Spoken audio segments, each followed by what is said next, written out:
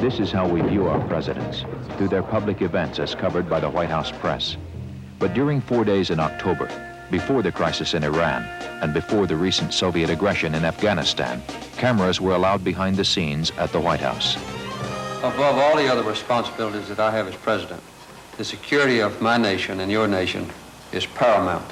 If the Soviets or anyone else ever think that we're weak or vulnerable or we lack determination or we lack the will to defend ourselves and our allies, that's when we're in danger of losing American young men and women in combat. Good luck, Commander. Thank you. Thank Yes, sir. you very much. You're my commander, too, you know. Well, but you're the big one. I understand. The head man and the head. We will start with about 60 people. It'll take that long. It'll take probably a month or two to work up to that number from all the services. Mm-hmm. They'll be in Key West, and they'll be representing all the services. All the services. And they'll monitor the Caribbean, Central American region. That's right.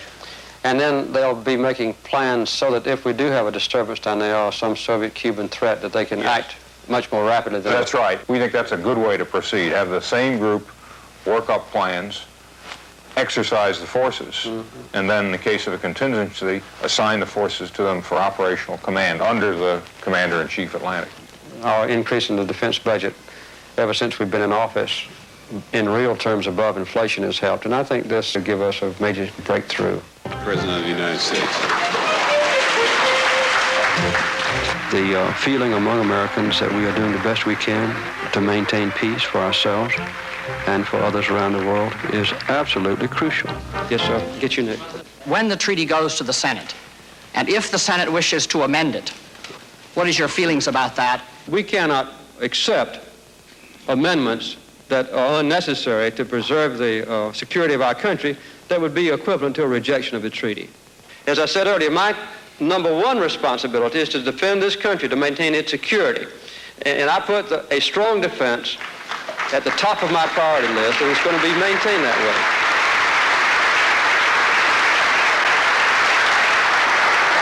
Thank you. Yes, thank you. Thank you very much. Well done, sir. Thank you very much.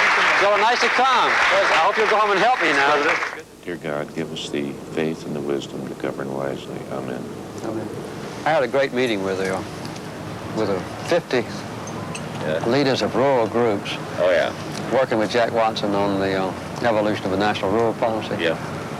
They really were, they're really excited. They've been working with Jack for months, and they feel like they're part of it. I said, have you ever had any problem getting access to Jack or my staff or the cabinet officer? Said, no, sir. So they agree with me that it's confused now that a poor person doesn't know where to go to get help. Yeah. I tried when I was in the Senate, you know. There's never before been a partnership between a president and a vice president to equal what I have with Walter Mondale. He is at my side in every matter of importance. He's thoroughly familiar with the responsibilities that I have. He shares those responsibilities in the finest sense of the word. He greatly magnifies what I can do to relate directly to the American people throughout this country. On the 18th, I'm supposed to be in Seattle, Washington. I was hoping you could go to that. Can you go to that? I'm going to go to that James A.G. movie, probably. On the 18th? Well, that's probably at night. I want you to take this to Phil anyway. Let him look at it. She's not asking me to come. She's asking you to come. You got one, too. I've got a 2-day trip out. There is a special relationship between a president and his wife because, in effect, when the people elect a president, they elect a first lady as well. She gives me good advice. She's very cautious not to encroach on the prerogatives or responsibilities or the independence or sometimes the loneliness of a president when I have to make a decision that affects our nation's security. Nobody, that no private citizen, you know, travels for, speaks for, negotiates for this government. The state has said that a number of people have been in the area, but none of them represent the U.S. government. It's important, once I make a decision, for my decision to be accurately disseminated among the American people. Jody Powell, for instance, who speaks for me, must speak accurately. And as he goes before the press daily and is cross-examined by very knowledgeable news people, it's important that he and I speak with the same voice and that we never mislead the American people. We have beaten a major exemption for what they call small independent producers. we have kept all of the votes, with the exception of one, extremely close. We got a good bill out of the House. We get the best bill we can out of the Finance Committee, fight it out to the last vote on the floor, take our case to the public. And in the final analysis, I believe that we will have a good windfall profits tax, because that's the basis of all we're trying to do in energy, and we've got to solve the energy problems. Last month, the wholesale price of the old wholesale price index went up at an annual rate of something like 16-18%. And energy prices rose at an annual rate of 120%. They contributed, I don't know the number, but the very largest part of that price increase, here and throughout the world. And one of the reasons that it hits us more on a percentage basis is because our energy prices have been much lower, like gasoline, to start with, than in the European nations or Japan or other places. Is that right? When you add 10 cents a gallon, for example, to American gasoline prices, go from 90 cents to $1, that's a percentage increase of 11%. When you add 10 cents to a British price of $2.50, that's less than half the percentage increase. So part of what we're facing is the simple fact that we have had for so many years low energy prices. Everybody have a seat, please. Stand by when we get the meeting over. Maybe I could get an individual photograph of everybody. You all object to that?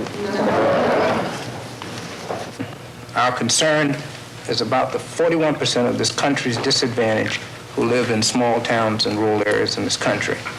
We have had a number of urban solutions to rural problems, and I think a rural policy needs to reflect some rural solutions to rural problems. I might say that our comprehensive nationwide health program that's been presented to the Congress, I think has an excellent chance to win congressional approval after 30 years of waiting. Jim Coleman, who was one of the authors of the Kennedy-Coleman bill, was in Florida recently explaining to retired people and to elderly people how this is a superior program for health care because it will meet the most obvious needs. It has a special emphasis on prevention, on holding down the cost of health care, and as you know, takes care of pregnant women and infant children as a top priority. And I believe that finally, after all these years, we actually have a chance to put into law and to finance a nationwide, adequate, comprehensive health care system for our people. We've got another classical budget argument here where requests come in late after the budget's been prepared.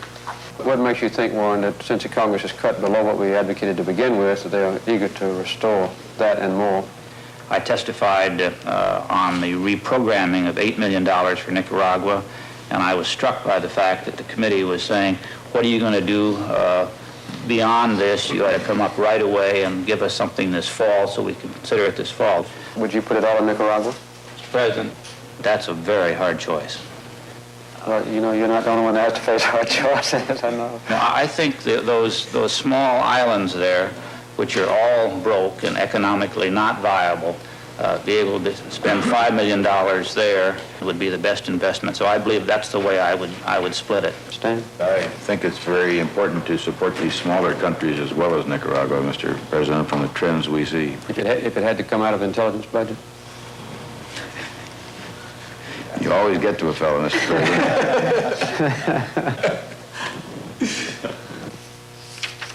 I'll make a decision on it today. Harry Truman said, the buck stops here. The most difficult decisions that arise in our country can't be solved in a family's home or in a county courthouse or a city hall or even a state legislature or governor's office. The most difficult ones come to the president. And knowledge, interrelationships, and experience are key to making the right decisions that affect so many people. How do you think I should greet him? There is a Polish phrase which translated means let God be praised. Niech będzie Bóg pochwalony. It's a very traditional way of greeting people.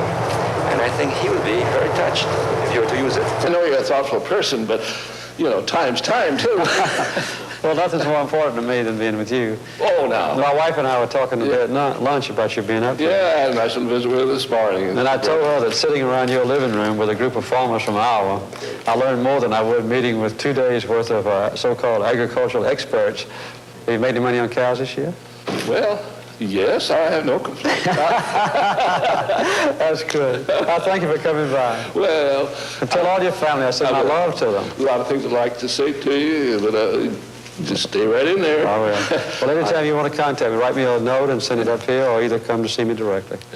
Whenever I go out on a trip to a part of the country for a town hall meeting or some other meeting, my desire is to stay in the home of a private American family, where after the day's duties, we can discuss their particular problems and interests and bring in some neighbors perhaps to talk about agriculture, to talk about unemployment problems or housing problems. And it gives me a chance in a relaxed atmosphere to just be part of an American family. Very good. Come in. Hello, President.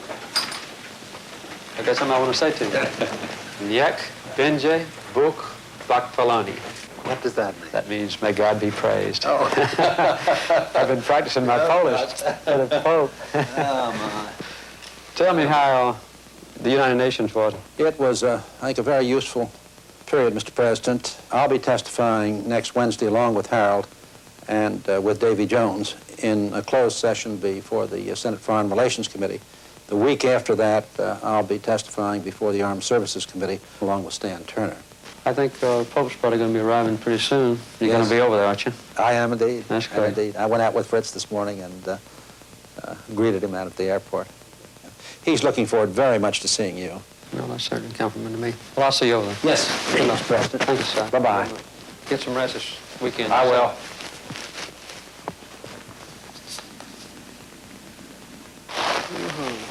Nek Benje Bok Bakfaloni. Nek Benje Buk Pokfaloni. Thank you.